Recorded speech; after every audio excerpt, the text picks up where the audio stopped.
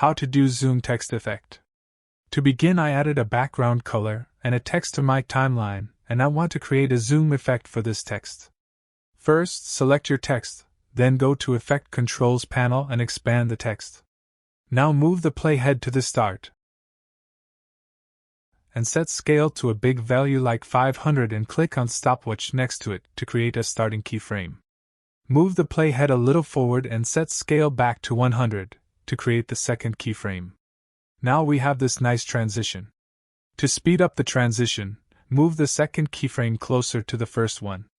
Now to smoothen the transition, select two keyframes and right-click on one of them, and choose Ease Out.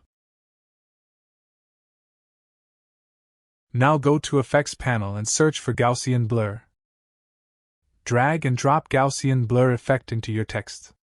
With your text selected, go to Effect Controls and click on this button next to Source Text to close it. Use this button to go to the first keyframe.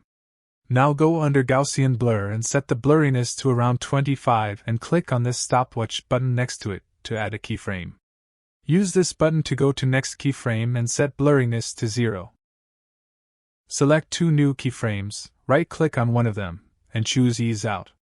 Now we have this smooth zoom text transition with blur.